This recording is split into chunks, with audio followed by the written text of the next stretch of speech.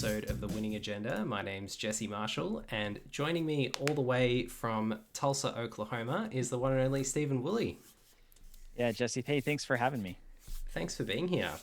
It's really exciting to have you on for this show, and what we're going to be talking about today is something that we've both been enjoying a lot recently, which is Flesh and Blood, but also a game that a game that we are both also really passionate about, which is Android Netrunner, that we spent a lot of time playing, and that long-time listeners and viewers of The Winning Agenda and Team Covenant would know.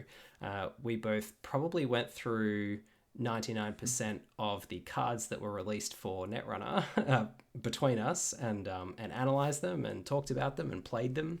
We probably, between us, went to just about every World Championships for Netrunner, I'd say. Yeah, true. And played plenty of that game that we loved very much, and that for me is probably still my favorite game that I've ever played. I don't know about you, Stephen. I think that's true. Yeah, every time I try to think of something that would displace it, it can't. So I mean, we streamed this recently. I think Netrunner's right now the greatest game system that exists. Yeah. To play. But we're here today to talk to all of our fellow Netrunner players across the world, and anyone else who might be interested in Flesh and Blood, about this relatively new card game that is Flesh and Blood, and how it all works, and some of the things that I guess might make Netrunner players interested in it or help them to understand it a little better.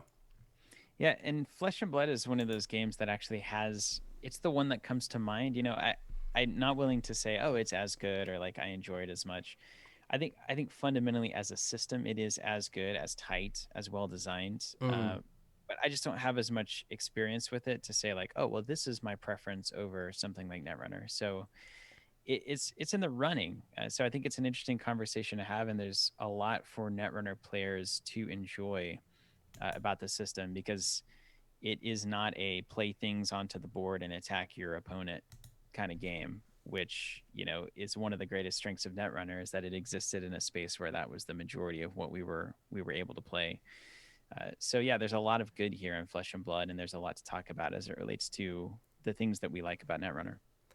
And we thought that those of you who are watching on YouTube, we've got a card image up on the screen of Prism, Sculptor of Arclight, which is one of the new heroes in Flesh and Blood that's just been released in the brand new set Monarch. We're recording this in May 2021, and Monarch's just been released, Stephen. So you've had a pretty big week over at Team Covenant the last week or so, trying to get all those Monarch cards out to the fans of the game. Yeah, we really have. It's been an incredible journey with this game for us. Just being able to get access to it to so many people, and at a good price and at a really good delivery time frame and all of that. Like, it's pretty cool to be on the ground floor or something and to watch it take off while you're there. Yeah. And to have those early conversations with Legend Story and kind of get an MO of what they're about, and trying to figure out what their future is for the game, how they got here, what they are looking to create with this game, and to be into that and to support that, and then to see slowly and then all of a sudden kind of immediately demand and excitement about it just goes stratospheric. So to be on the other end of that, and to have the offerings waiting for when and if that moment happens, it's a big moment for us as a business. It's really nice. Similar to Netrunner or anything else, when you're able to start out supporting the game and believing in the game, and you see it gain popularity, that's just a nice moment. Oh, that's awesome. And yeah, it really does remind me of when I was first starting out in Netrunner and watching you guys doing your unboxing videos of those first couple of cycles. And yeah, you guys certainly got in on the ground floor of that, and all the content that you put out about that game, the relationships that you had with FFG and the ways that you were able to get involved in commentary at Worlds, promote the game, really get excited about it. I know that brought a lot of players to the game, both in Australia, which is the other side of the world from where you guys are, but certainly locally around you in the US as well. So it's great to see you on board with this game and getting so excited about it. Yeah, man. Well, thank you for saying that. I think it's got all the goods. I honestly, Netrunner, Android Netrunner, uh, incredible game, incredible design. Particularly up front, whenever Lucas kind of took and retooled the initial system and Mm. all the early cycles, I think that was amazing. But you know, we all know that Fantasy Flight had its reputation and its limits as to how much it could support a game, and how far it was willing to go, Yeah. and how much it was investing in Netrunner versus Conquest versus X-Wing versus, you know, it was there was a lot of things being stretched at FFG, and we all, you know, there's the constant jokes about, you know, delivery timelines and delays and organized Mm. play and all of that, because they try to do a lot, and they do a lot of things well, and there are some things they do less well. But with Legends Story, they are the most competent and just well thinking and well funded publisher that we have ever interacted with. Mm. And to see their work hit, and to see James White, the founder, you know, to see him enjoy the fact that Flesh and Blood is really taking root, and to know that they have over 5 years of content already designed and planned before the first set even releases. Mm. You know, it's such a nice, refreshing thing to see when a publisher comes in and really means it. So this is a moment that I've been waiting for a long time, and I'm just glad that the game is tremendous to go along with that. You know. Absolutely, and it's kind of the mix of all those things that you mentioned before about Netrunner. You know, we loved FFG for all its flaws, but Yeah. the organized play, it almost felt like Netrunner was too successful and they didn't know what to do with it. Like it got to this point where they had their cookie cutter model for games about how they did them and how they ran the organized play, and all of a sudden they had this smash hit on their hands and they didn't really know how to grow it. Whereas it's Yep. kind of with Legend Story, they wanted that. You know, they really wanted the game to be that and to be a smash hit and to grow. And so they had everything just waiting in the wings. They've got, you know, the calling events, which we're really lucky to have one in Melbourne next month, which is kind of like a Magic Grand Prix for anyone who's been to one of those. But, you know, it's a large event. There's really good prizes. It's really sort of 200 plus players. And it's just going to be like a big festival of the game, and they're kind of doing that as a touring roadshow, and that's something that Netrunner never really quite got to. Yeah. Very. I mean, you saying that like FFG was surprised by the success and kind of didn't know what to do with it is kind of the. I mean, that's a clarion call for a lot of their titles. Yeah. Uh, and it is just like you said, it's very refreshing to see a publisher that didn't say, well, we'll see how it goes, but they said like, we are going to be the next big trading card game, Mm. and here's our plan, and here's how we're going to do it, and now we're going to execute on it. And that's a very different vibe than what we're used to in the LCG space. Absolutely. So what we wanted to do today, as I mentioned at the start of the show, is to give our listeners, whether and or viewers, whether they're former Netrunner players or people who are just interested in getting into Flesh and Blood, a bit of a primer about the game's core mechanics from a game design and particularly an Android Netrunner game design perspective, drawing some analogies and just talking through how this game handles a lot of the common questions that card games pose. You know, if you're designing a card game, you've got the cards themselves as a resource that the players draw, and then you've generally got some kind of like in-game currency and potentially an action economy as well. And this game has all three of those things. It handles them, you know, Netrunner had all of those. It had cards in deck, it had clicks, and it had credits, and it handled them in a particular way. And this game handles that and a whole lot of the other things that come with card games, a lot in reasonably similar ways to Netrunner, and in other ways it borrows from other different card games or does things completely its own way. Yeah, that's 100% right. So the first thing that we kind of wanted to start off with is the characters, or the heroes in this game. So much like Android Netrunner, where you choose your runner and your corp identity, and you bring those to the tournament, you choose your hero in Flesh and Blood. And Prism, which we've got up here, is one example of one of the new heroes from the new set. We won't go into explaining kind of all the mechanics of it just yet, but down in the bottom left corner of the card, you can see there's a blue symbol with the number 4 next to it. That's the hero's intelligence or how many cards they get to draw every turn, their maximum hand size, if you like. And in the bottom right corner, there's a green symbol with a number next to it, and that's their life, their starting life total. And then each hero will have an ability. So, Stephen, what are your thoughts on the ways that heroes are designed in Flesh and Blood, and similarities or differences to what you might see on an ID in Netrunner?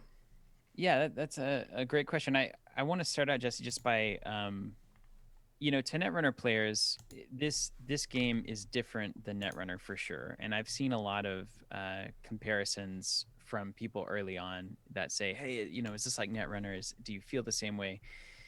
And I just want to get it on the table that like this is not going to make you feel the same way you feel when you play Netrunner. There are a lot of similarities. There's a lot of good design principles that are shared, which you're wanting to get into, and I think that's the right thing to do. But I think if people, are Netrunner players and they're like, all right, this is the next Netrunner, let's go, they're going to be disappointed because Netrunner is Netrunner, right? It's a very special kind of hide and seek game. So I like to start off, I've talked to some Netrunner players about Flesh and Blood, and like the first thing I like to say is it's not Netrunner, but give it a chance. It's a different kind of game, and you'll probably like it the same because it has the same critical tension of tempo being on the razor's edge between one player or the other. Yes. And knowing exactly when it's your moment to go and when it's your moment to pull back and defend and build is the central tension of the game. And so kind of like Netrunner, it feels very much like a tennis match or something where you've got these exchanges going on, and the corp might win an exchange and the runner might win an exchange. And over the course of the game, whoever wins the most exchanges is generally going to be the winner of the match. So it does play with that. Like you're not, and I think Netrunner at its worst had Corp and Runner building to board states that became impossible to defeat. Yes. Like we saw that where you had these prison decks and stuff. So it's not that kind of a game, and it's not the Magic style where you might be losing for 20 turns and all of a sudden you lock your combo in and you win the game, right? So it's very much a turn by turn, win or lose the exchange over the course of 10 to 20 turns, and then rise up either victorious or defeated, like, so it has that beautiful tension to it. As to the actual runners, the IDs in Flesh and Blood, the main thing that's different, I would say, is that their deck building is defined by their faction very specifically. Yes. So like when I'm playing Anarch, it's like, yeah, I'm playing Anarch, but I'm going to bring in the criminal consoles or the criminal breaker suite or the shaper, self-modifying code, whatever it is. So you feel like the runner card pool is kind of all at your disposal. Yes. What Flesh and Blood does is they very much keep these heroes identified in their individual factions.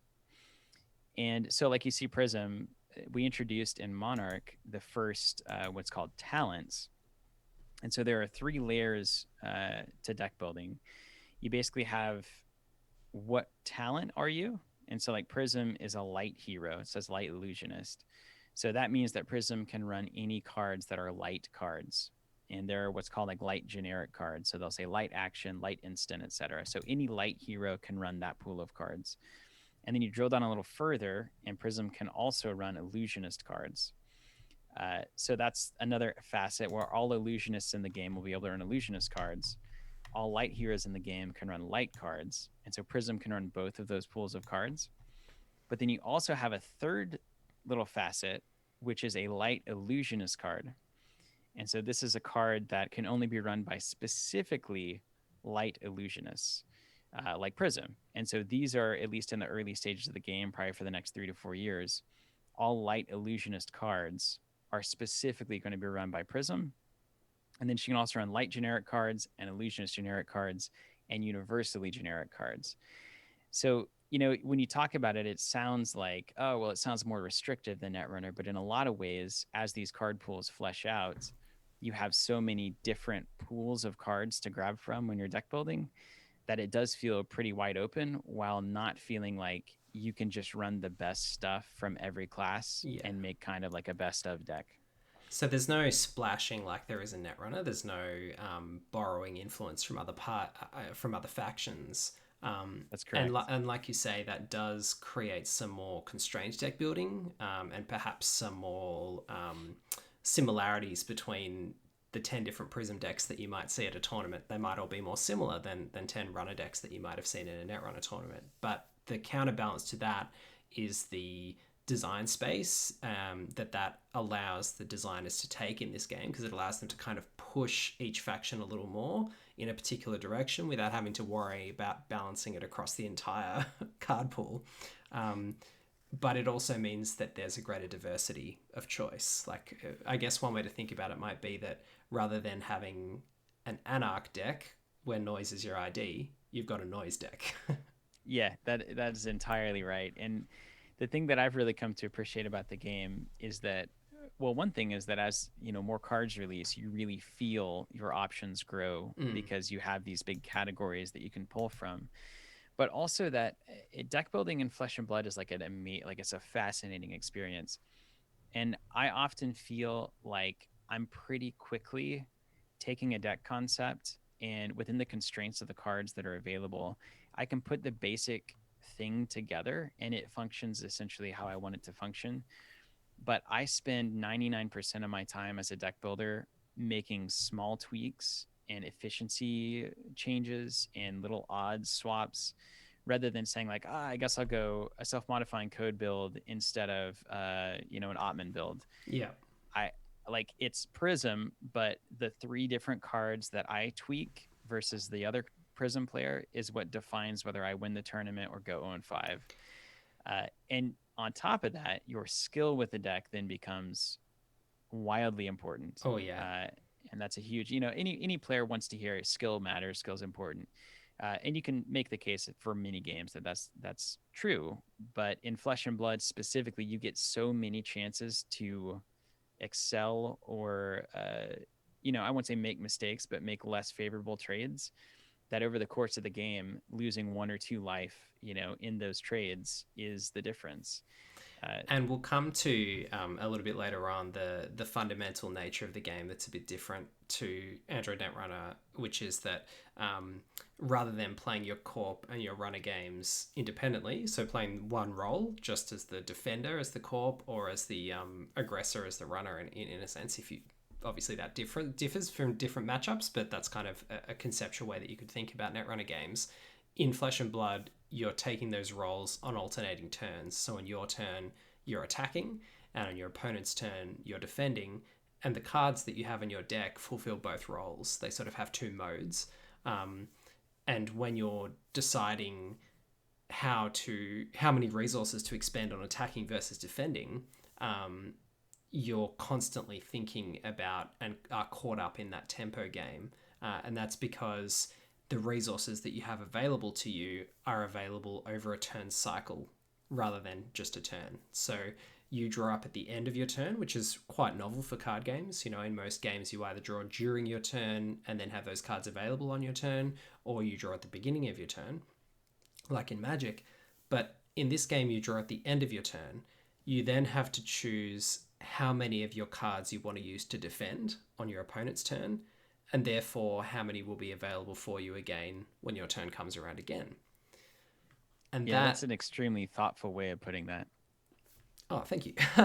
Yeah. But it presents as a player, I think, certainly for your first few games, quite a jarring experience to perhaps understand and get your head around that tempo. But as soon as you do, which it only takes a couple of games, and you'll start to grasp it immediately within your first game, but it takes a while to get used to.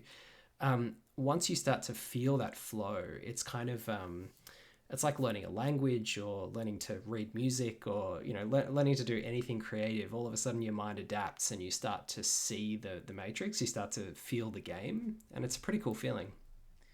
Yeah. Do you ever hit that? Like I hit this with Netrunner often, usually as the runner. It's like that flow state, right? Where Mm. you just feel like you're so locked in to what's happening, and it's just this kind of harmonious decision making that's going on where you're not having to critically think much. You're just moving and acting.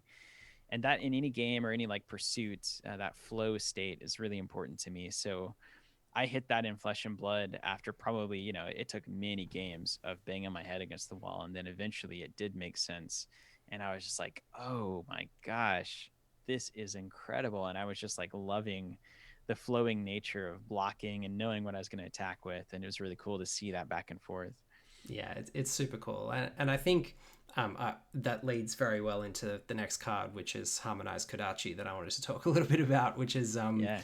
one that exemplifies, I think, that flow state, and it's quite flavorful because it comes from the ninja faction, and the ninjas are all about going again and again and again and finding, I guess, a rhythm and a pattern that is damaging to your opponent without exposing yourself to too much damage. And what this is, very simple card, this is the basic ninja weapon from the very first set.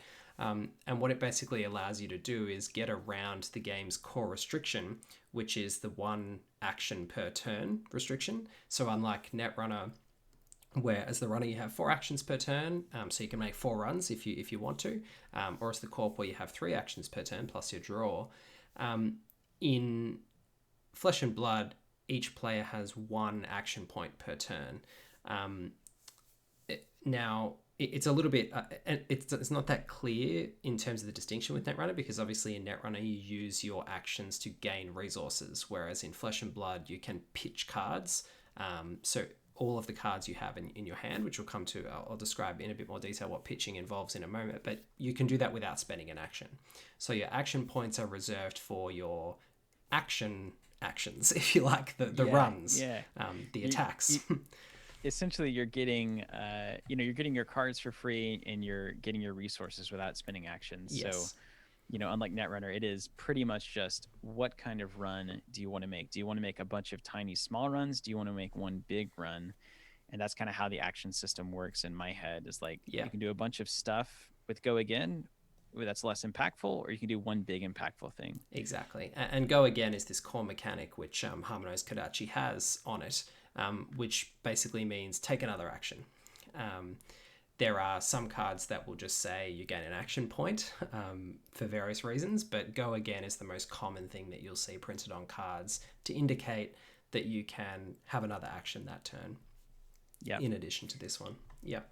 It's kind of like it's almost like a replenishing effect. When I first was learning the game, it was basically you have one action, and then if what you did says Go Again, then you get that action back. But if you do, let's say, 6 things at once that all say Go Again, you only get the one action back, right? So they don't generate actions. Yes. They just replenish your one core action that you can take. And the Harmonized Kadachi and the ninja playstyle from the very first set was all about taking, as you described, lots of small actions rather than the one big action per turn, in the hope that death by 1,000 cuts, eventually you'd get past your opponent's defenses.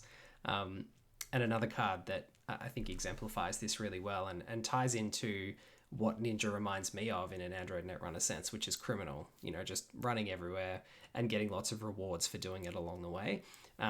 The legendary equipment, so legendary is like a rarity in Flesh and Blood, but basically these are supposed to be the cards that exemplify the hero or the faction's mechanic in some way. What this legendary equipment does is it says when you've basically hit or made 3 successful runs, if you like, in a turn, you get to draw a card. So it's giving you a reward for doing what your faction wants you to do in the same way as a Desperado or something else does. And it just gives you this really clear signpost to say, if you're making successful attacks or, to use the Netrunner analogy, successful runs over and over again in your turn, then you're actually getting some resources back for doing that. And I think that for me exemplifies something that's really clean design, really clear to the player, and gives you that feedback of that achieving that flow state. Yes, absolutely. And you imagine you're the blocker, I'm sure you've run into this where, ninja, it's got to be the 3rd attack, but if you get a Kodachi, which is the smallest attack in the game, it's 1 damage. And it's like, well, I'm not going to block 1 damage because I've got 4 cards and I don't want to waste one of my cards that I could use on offense for 1 damage. So you take the 1, and the second attack is the second Kodachi, and it's like, well, you take 1 again. And then now it's like they play an attack action card. It's the third attack that they've done, and it's like, well, now if this hits, they get a card, And a card on offense like this is just crazy. You start with Yeah. 4, you probably pitch 1 for resources. It's like 25% of your entire turn they could gain with that card. And you're like, now I've got to block this, but then they have ways that, so it's this kind of, it's like a Netrunner when you know that they've got their remote and they've got R&D, and probably both of them are fairly vulnerable and they can't protect both. So like you run the remote, force them to res the ice, and then you drop the medium and go over to R&D. Like those kinds of plays are what Ninja does a lot of as well, where like you feel like you can't quite block everything, so you have to decide where is the most threatening lane for them to attack. And one thing that I also want to note about these particular cards that we've been showcasing here, the Harmonized Kadachi, the Mask of Momentum, and the next one that I'm going to show, which is Findle's Spring Tunic, which is kind of a totemic card in the first year or 18 months of Flesh and Blood. They begin the game in play. So this is, I guess, another feature of Flesh and Blood that distinguishes a little bit from Netrunner, but also it is kind of similar in some ways. Like it kind of advances you forward in your game state a little bit, because you begin not only with your ID or your hero card in play, but also with your weapon, which is the Harmonized Kadachi, if you're a ninja, and you choose that one. Your equipment, such as your Mask of Momentum, so you've got a head slot, a chest slot, gloves, and boots. And you begin with these cards in play, which means that you've got some consistency to the way your games play out. You've got a bit of control. It takes some of the randomness out of the game. But it also means that you've got a bit of a board at the beginning of the game, if you like. But I guess what's different to Netrunner is, rather than building it up over the game in general, some factions do build up and add more to the board. But most factions, you tend to lose your pieces on the board until eventually you're left with less, which kind of creates a bit of a different dynamic.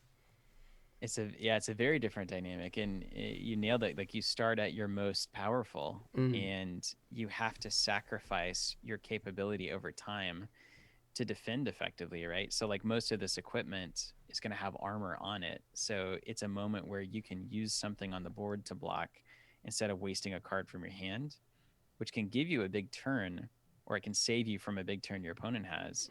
But also now that might leave the board, and now that ability that you brought is no longer there. So you're weaker over time, but you trade that for a big moment now. And that central tension is really important to the game. It's kind of like it's like if you started Netrunner, if you started as runner, you chose your ID, and then you brought your console and your breaker suite and put them on the table. Yeah. Like that's how every game started. But then those, as they get used, would kind of leave play over time. So you have this really powerful moment up front, and then you kind of wear each other down. And at the end of it, like, we like what's to. Is it Geist's console that you trash to That's do right. something? I think that's right. Yeah. Yeah. It certainly fits the ID. Yeah. So one thing that really has me excited about this is like, there's no so much of the equipment is just generic and not faction locked. Yeah. So if you think about, the difference between playing your Anarch deck with Desperado or, Spinal Modem, forgive me for being an old Netrunner player. There's such a difference in the way that your entire deck plays just based on that change. Yeah. So over the course of the next 3 to 4 years, taking like a hero that I love to play right now, and knowing that there's going to be a ton of equipment that might open up new lanes of play for them and new opportunities for them to do their thing differently is extremely exciting for me. And being able to just put that down. It's like I played some World of Warcraft, and, just equipping your character with armor and weapons that you find cool and exciting and fun is really important, and it brings a lot of joy. So that you have that mechanic in the game is really nice. And there's something really cool about the fact that you can choose your equipment once you see your opponent's hero card as well. So you can bring a range of equipment to your tournament, and then based on the different mechanics that different heroes are likely to lean more heavily on, you can gain some information from your opponent's hero card. And once they show you the hero card, you're allowed to kind of adapt your equipment to suit the battle. And that's, I think, a really cool mechanic, not only for making different heroes that attack you on different axes more balanced and fairer, because you can bring different equipment that will help you to deal with what they're trying to do. Some examples will come to later with, wizards dealing arcane damage. You can have equipment that protects you from arcane damage, and you don't have to choose to run it against everyone just in case there's a wizard out there. You can just wear it when you're playing against the wizard. And that's a really cool mechanic, I think. Yeah, it would be like if your opponent flipped Wayland and then you could sub in Plasticrete Carapace. Yes. Rather than, you go to the tournament and in 90% of the matchups, it's a dead card. It would be nice if you could just be like, oh, I'm going to go infiltrate Wayland. I should probably worry about me damage here. And for long-term listeners of the Winning Agenda, you'd be very familiar with the fact that I was so passionate about sideboards in Netrunner, because silver bullets to me were such a problem with the game design, and where it kind of the game got itself in all these sorts of knots where you were constrained in terms of allowing players to attack on different axes, whether it's something like Potential Unleashed, the Jinteki ID, or other things that come at runners from a different angle, or come at corpse from a different angle for that matter, that you needed to have things like Film Critic on the runner side and a whole range of other silver bullets. And then the silver bullets, in order to make them more playable against a range of different things, needed to start being like Swiss Army knives themselves that did like a whole lot of different things on the one card. And I understood that the designers didn't want to, hose Wayland out of the metagame completely by saying everyone can just sideboard into their Plasticrete Carapaces and then you won't have a chance of winning. But how Flesh and Blood's got around that is by saying from the very beginning, we're designing with this in mind, with the fact that you can sideboard. So we've balanced Wizard, we've balanced Arcane Damage, we've balanced all the different factions and all the equipment around the fact that you have this adaptability.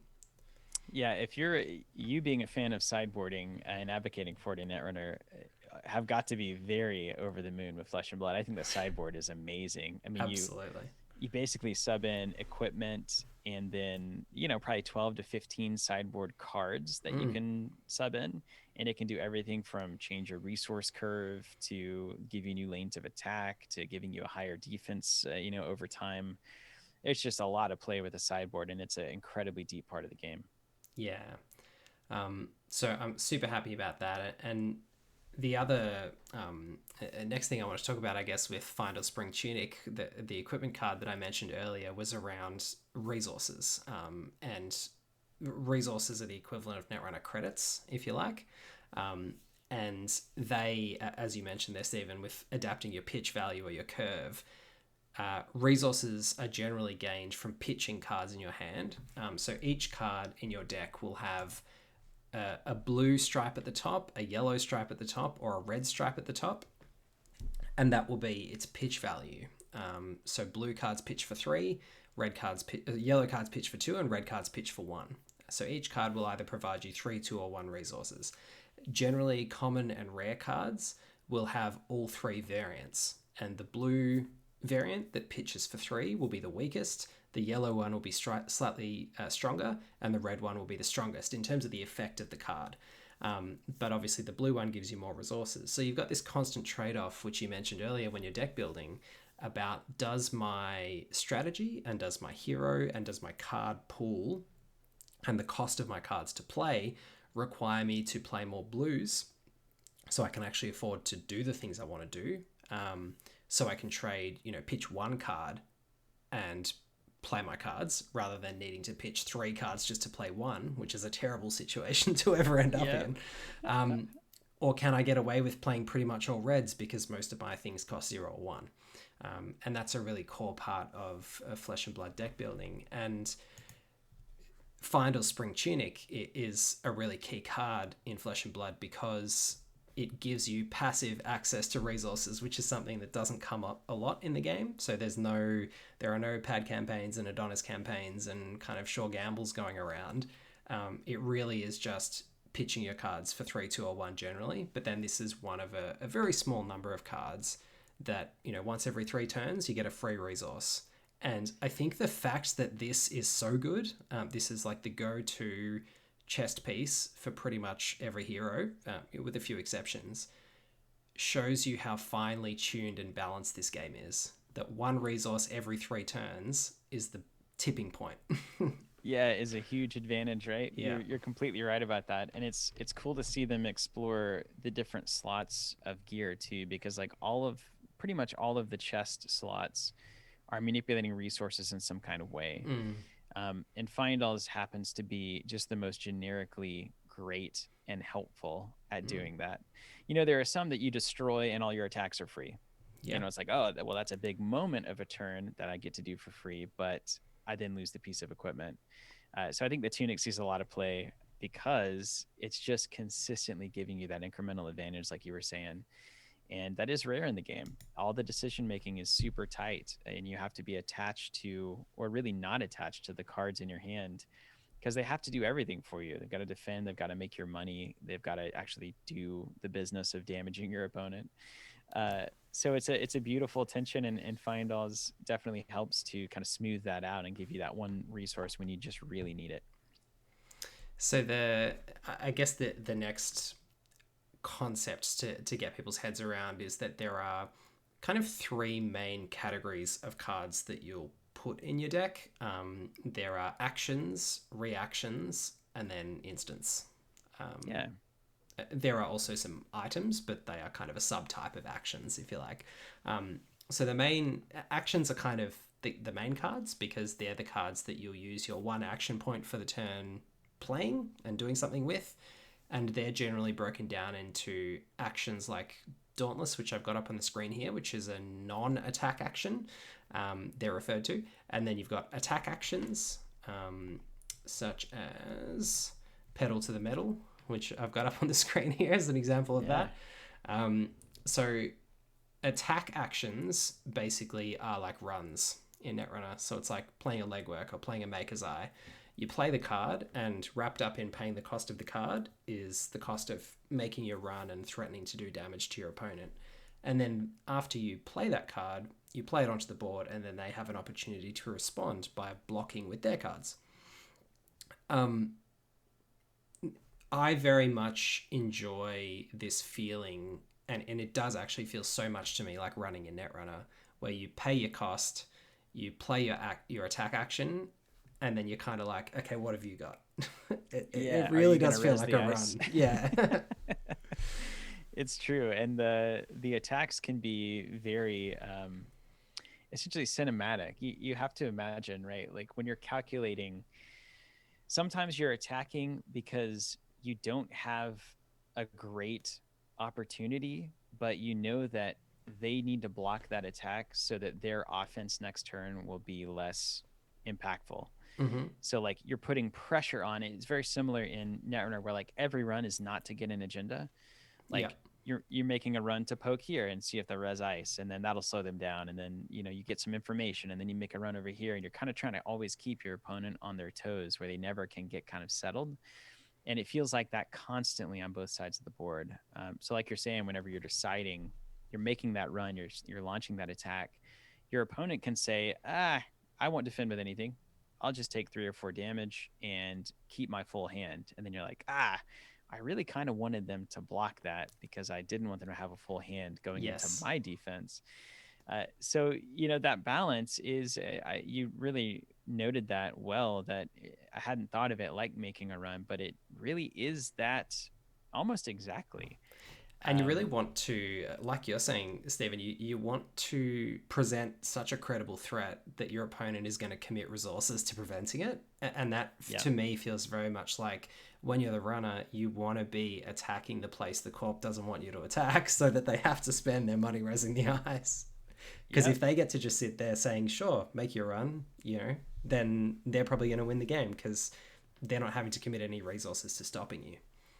That's right. And then they come in with their 4-card hand, and it's like, here's 13 damage. And you're like, Yeah. And they put you on the back foot. So that's very, very nicely noted. And very much a part of making your attack actions credible, or your attacks. You can attack either with weapons or with attack actions, but attack action cards are certainly very common across most factions. A part of making either your weapons or your card attacks credible is playing things that either give them go again or give them additional strength. So that the little yellow spear symbol is the strength symbol, and that you'll see that across all sorts of cards, and it'll generally be or always be used to refer to an attack strength, or a card's attack strength. And things like Dauntless, which I've got up on the screen here, is just kind of a very vanilla, basic example of an action card that has go again, that says your next weapon attack this turn gets an additional strength, and any defense reaction cards that the other hero plays cost them more resources to play. So you're making it more expensive for them to defend, and you're making your attack stronger. And like a lot of these action cards that are not attacks, it has go again, basically so that it doesn't exhaust your one action for the turn. Yeah, you're kind of charging up with it, yeah. Yeah. And yeah, Steelblade Supremacy is another really commonly played and powerful example of that. It makes your weapon stronger for the whole turn. It says, if you let me hit you with my weapon, I get to draw a card. So awesome. And it basically is saying this threat is a really credible threat. And this reminds me very much of that kind of Maker's Eye legwork style card where it's you're supercharging your next run and saying, you better defend this one or else it's going to get bad. It's going to snowball. So the other card type, which I mentioned a little earlier, and the other kind of axis that they've introduced to the game is non-combat damage. So a lot of the first set, and certainly the first 18 months of the game, has revolved around this give and take of attack, defend, it try and exhaust your opponent's resources with your attacks and force them to defend with their cards. Very quickly in the second set, they introduced this whole different axis on which players could attack each other, which was Arcane Damage. So Zap is a basic wizard action. It's just 0 cost, deal 3 Arcane Damage to a hero. And this is basically something that it's like a Jinteki dealing you net damage. You know, it happens on a completely different axis to the normal attack and defend. Yeah, it's very similar, and it's really cool to see how they're playing with the different pressure points of how somebody can be essentially attacked, because a melee attack or a physical attack with the spear that you're referencing, that is generally just blocked by taking a card from your hand or 2 cards from your hand, putting them on the table, and then adding up their block value and then discarding them into your graveyard. Whereas what Arcane Damage is doing is it's taxing your resources. So rather than actually blocking with cards, you're generating money with cards to then pay off the arcane block. And so you do have 2 things. So like if you're running a deck that doesn't do very well at generating resources, a wizard can come in and be like, all right, here's 5 arcane damage. And you're like, even with my whole hand of red cards, I can only generate 4 resources. So if I pitch my entire hand, I still take 1. Whereas usually if you have a 4-card hand, you can block 12, about 3 per card. So it's taxing a different axis in a very interesting way. But then also the way you defend arcane damage is non-permanent in terms of your deck going away. So as you talked about, when you pitch cards to generate resources, those cards at the end of your turn go down and back into your deck at the bottom. Yes. So it's a constant cycle. It's like the Star Wars CCG. It's a constant cycle of you generate money with a card, and then you put it on the bottom of your deck, and then eventually you're going to draw back into that card, and maybe you use it, or you generate money with it again, or whatever. So you can block. Whereas when you attack or defend with a card normally in combat, it goes in the graveyard. It doesn't get shuffled back in. Yeah. And eventually those cards, if you block enough over the course, the game will inevitably end, because somebody will inevitably run out of cards because they have to keep blocking. But against Wizard, against Arcane Damage, if you have the resources, you can technically pitch, block that Arcane Damage, and not lose any cards in that exchange. So over time, the Wizard player and the Arcane player is going to be losing cards because they're playing them to attack and they're going to the graveyard. But if you have enough, mystical resources, as it were, you can just keep defending. So it's by both pitching. harder. Yeah, by pitching. So it's both harder and easier depending on the way that your deck is built. So I think it's a really healthy metagame balance of like, you can't really come into a tournament with no resource generating capability, but you also can't, as a Wizard player, just assume that doing 2 to 3 arcane damage every turn would ever win you the game, because it's not going to run them out of cards.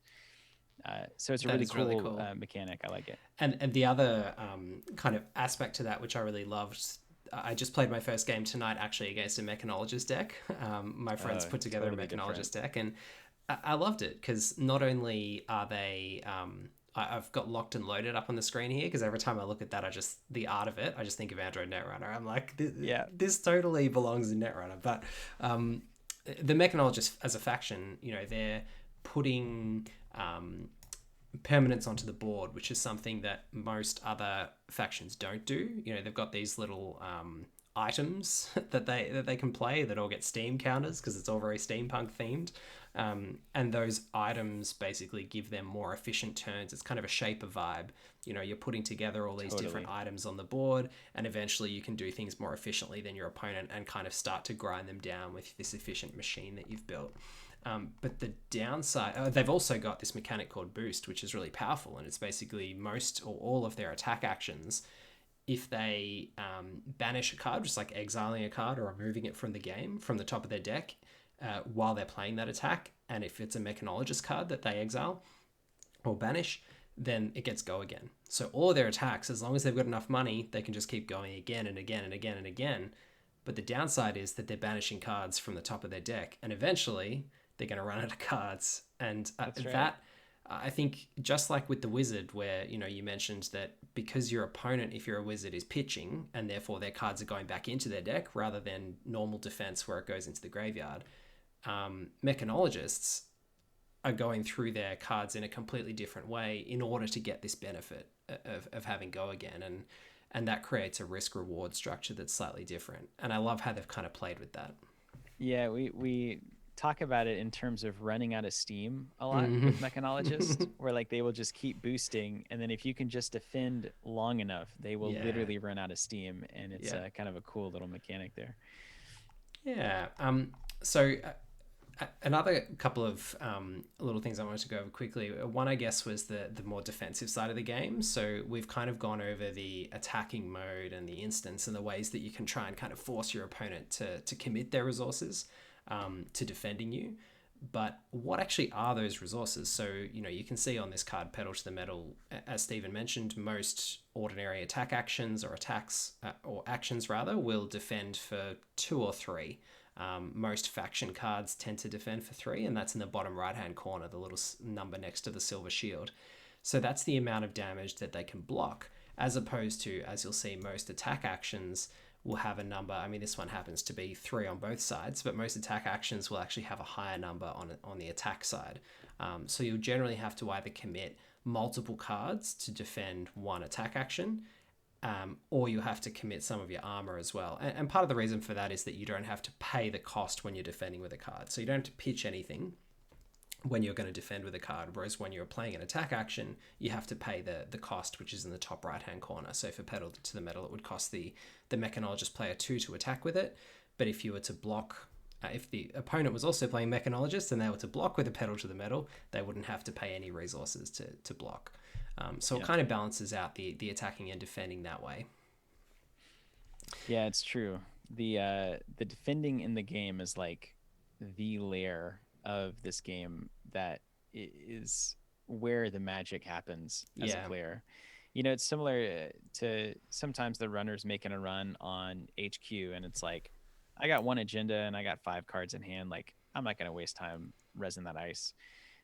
But then sometimes they're coming in with like a maker's eye, R&D interface craziness, and you're like, I've got to pitch my whole hand to block this. Like, I've got to defend everything, or this effect is too devastating. So you'll see that in this game too. Like you're saying, like sometimes it's just 2 or 3 damage, and you're like, not a big deal. And then sometimes it's a bunch of damage or a big hit effect, and you start to look at your hand and say, man, I think I've got to defend with 3 or 4 cards here, and that gives your opponent an entirely new turn.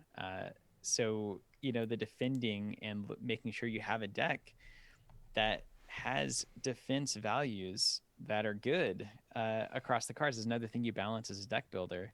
You can have absolutely. really strong and powerful effects that have no defense stat, and so you might be sitting on a hand of no defense, knowing that whatever your opponent does, you cannot block, and you try to bluff out of that and just say, yeah, it's not a big deal. I won't defend. I won't drop any cards.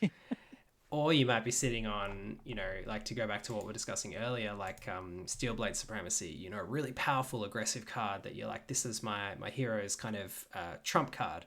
But I don't want to defend with that. The turn I draw it, I kind of, not only do I want to protect my life total, but I want to protect these powerful cards in my deck as well by not having to defend with them. So sometimes you'll do things like, on a turn you've drawn something like Steelblade Supremacy, if your opponent does try and do a powerful attack that demands a response from you, perhaps rather than defending with it, you might actually draw on your equipment that turn. So, I mean, you won't be playing these two cards in the same deck, but Carrion Husk is at the moment the highest defense value on an equipment. It defends for 6. So if you're playing a deck that has Carrion Husk, and you've got that on the board, and your opponent comes in with this really big turn, and you've got kind of the perfect hand, and you're like, if I can just make it through to my next turn safely, I'm pretty sure I can put so much pressure on them that they'll never recover. That might be the turn where you slam your Carrion Husk down as a defender and just say, yep, I'm rezzing this big piece of ice. Yep, absolutely. You're not getting it. Great analogy. Yeah. Beautiful card too. Yeah, really, really cool card. So that's kind of a bit about the attack and defense. I just wanted to kind of quickly mention defense reactions because I think they're kind of a little unique part of the game as well. It's kind of like after you've rezzed your ice, you've got like an instant, an asset that you res and then activate at instant speed, or an upgrade or something in your server. Defense reactions are like your last little line of defense, and they happen in a slightly different window to defending with your cards. And a lot of them will have higher defense values, like Steelblade Shunt, which I've got up on the screen here, is the blue one defense for 4, the red one defense for 6. You generally won't find those kind of stats on cards that you just play to defend, like attacks or actions. But when you play a defense reaction, you actually have to pay for it. That's the difference. That's it. And the only thing that it can do is defend. And so, this is the most efficient way to defend attacks. But as always in Flesh and Blood, there's always a trade-off. So you might draw into a hand where you have 4 defense reactions, and that you're not going to be able to attack next turn. So if you build a deck that can really, like I had a Ranger deck that had like 15 to 16 defense reactions out of 60 cards. And there were times when I would have hands that I literally just could not attack with. So you have to ask, like, is it worth a more efficient defense across the scope of the game to also have turns where maybe I don't attack at all? And if you don't, it's like giving a corp a turn where you don't run, right? It's like, well, now they can really easily advance out their agenda because you didn't put any pressure on. So it can be efficient, but then if you have too many, it can actually lead to your opponent having so much offense that you can't efficiently defend your way out of it. So it's a good little balance, and a lot of them have little kind of sub effects like you were talking about that give you a slight benefit as well. So finding the balance between attacks in your deck and defense reactions and equipment that I'm going to run and normal actions that are going to pump attacks and cards that have 3 defense values rather than 2 defense values is all just this beautiful dance that you do in deck building. And that, I think, brings us very nicely to the last topic that I wanted to chat about, which is getting around the key restriction in the game of the 1 action per turn. You are a Netrunner player. and I guess the ways that different factions do it, because we all remember, particularly for Corpse, it was obviously a key part of the game for Netrunner was getting around that restriction, whether it was fast advancing agendas with Sansan City Grids or Biotic Labors, or whether it was trying to compress the runners' clicks by denying them clicks or forcing them to clear tags or whatever else, so that you basically got 6 actions in a row and you could advance your agendas. In Flesh and Blood, so much of the game is about expanding the size of your turn and the number of things you do on your turn, and compressing the size of what your opponent's able to do and what they're able to achieve, and therefore the amount of pressure they're able to put back on you. And I guess to start with, you've got this card in Welcome to Wraith, Time Snap Potion, which basically says if you invest 1 action now, you can get that action back on a later turn. And that, for me, as starting out in the game, was just this really simple, perfect expression of how the game offers you that opportunity. It's generic, it's available to everyone, and it says to every faction, if you can find the right time in a turn that you can invest an action point, you can come back on a later turn and do something really huge. So that's kind of the starting point in my brain when I'm analyzing every different faction and the way it does stuff. I'm like, okay, would this benefit from a time snap potion, or are they just doing things better? And if they're doing it better than what I could gain from this, then I'm like, yeah, I'm keen here. I'm excited about this. Yeah, that makes sense. And this is one of those cards that has no defense value, right? Yeah. So, if you run a bunch of potions in your deck and you draw a hand of 4 potions, you're looking at, I can't defend and I can only play one of these cards next turn, because it does consume the action point. It is an action. So Flesh and Blood always has such a tight trade-off between the things you want to do and the things you have to sacrifice to do it. So the combo play and stringing like elaborate things together, it doesn't feel cheap. It feels like you had to earn it the entire game by sacrificing tempo, not attacking, playing potions, and then all of a sudden it can happen on one big turn.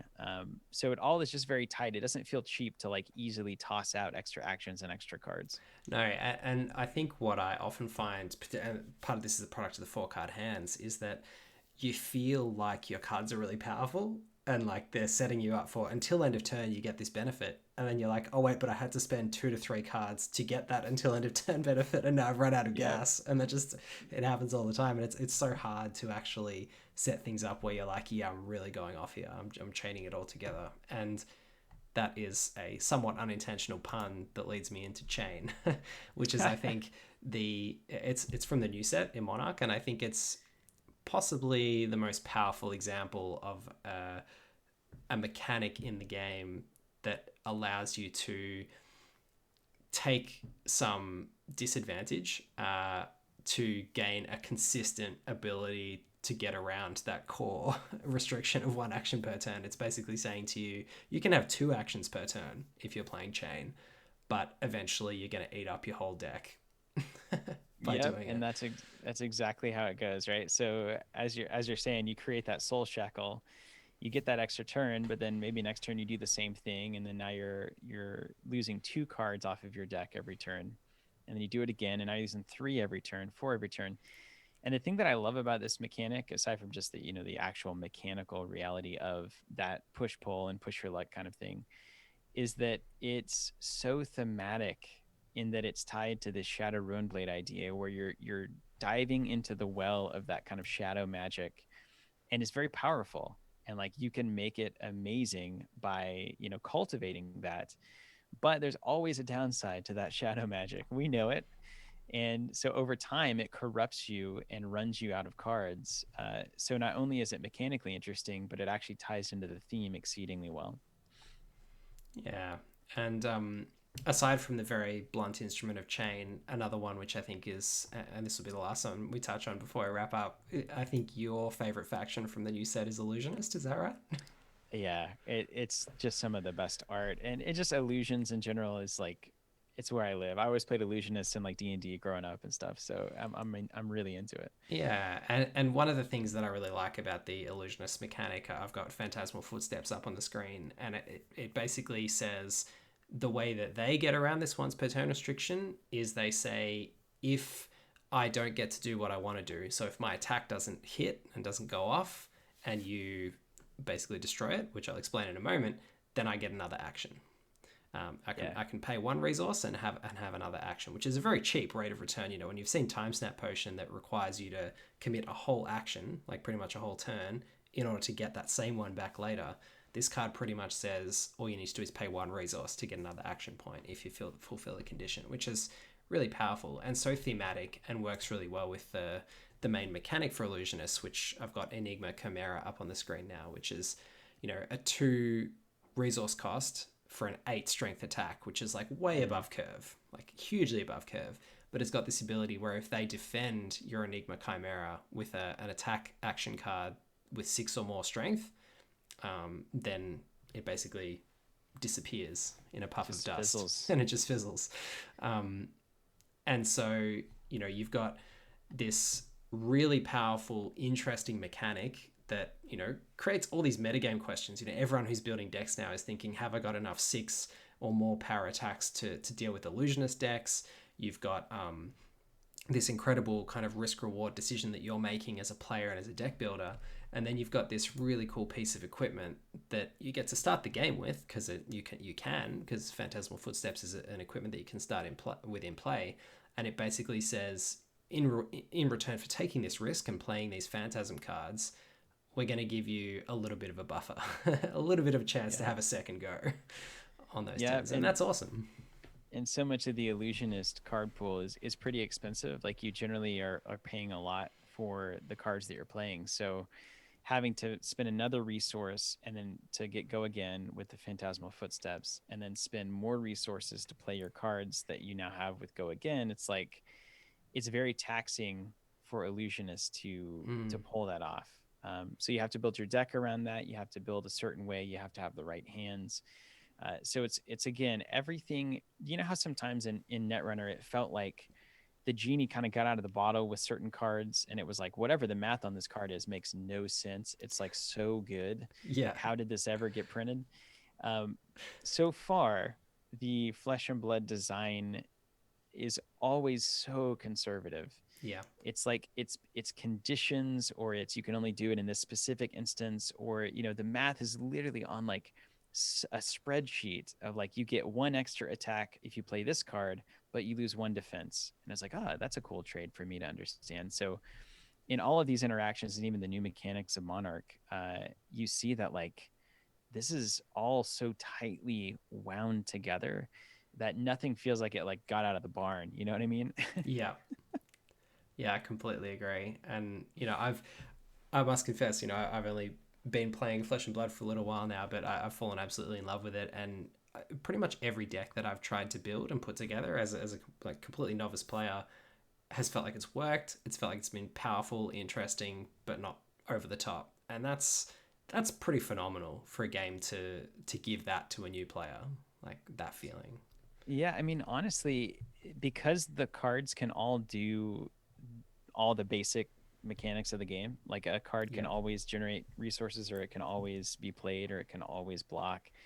Um, Even the limited environments feel this way, where like your cards always feel very relevant and valuable. So maybe I put this in my deck because I was intending to play it for this specific effect, but right now it just needs to make 2 resources so I can do this other thing instead. So you have so much adaptability based on your cards that even if you're designed to do a certain thing with this deck, those cards can always do other things. And so as the game goes on, your ability to adapt and play cards in different ways than the way you were expecting allows you to defeat and overcome situations that maybe you didn't plan for. So I love that about the game, that you always feel like you do have outs. Yeah. Your cards aren't doing one thing only, so you can really play with the math on how your turn's going to work out. And for me, that really draws on a lot of what was amazing about Netrunner in that regard, that you had these actions that were fungible. You know, you could turn them into credits, you could turn them into cards, you could turn them into pressure and tempo. And you had so many choices on every turn, and that made it feel like such a game of skill. And it made it feel like you could really make your own fate through your decisions. And that was why so many players loved cards like Jackson Howard, that removed some of the variance from the game and said, yeah, you can reset, you know, certain parts of it. And I think Flesh and Blood, just through the actual game design and through the way that it's structured, gives you that, because your cards do so many things. You know, you're never saddled with just a whole lot of lands in hand, or just too many economy cards and not enough of your kind of action cards early on, because your action cards are also economy cards. And 100%. That's pretty cool. The dance goes on. Yeah. Well, thank you so much, Steven, for taking the time. And I hope for our former Netrunner players or current Netrunner players listening, those of you who are still loving the amazing stuff that Nisei is putting out. I know both Steven at Team Covenant, you guys, and at The Winning Agenda, we recently did a card spotlight on a few of the spoilers from the new Nisei set. It's been extremely impressive to watch what they've been able to do with continuing the game. And I think in many ways, the kind of the Nisei system gateway and system update are like the core set 2.0 that we should have had and like really putting the game in a brilliant place. So I think Netrunner's in a great place, but yeah, I hope that you current, former, whatever, or never Netrunner players, if you've listened all this way through, hope you've enjoyed our chat today, and hope you dip your toes in and enjoy some Flesh and Blood.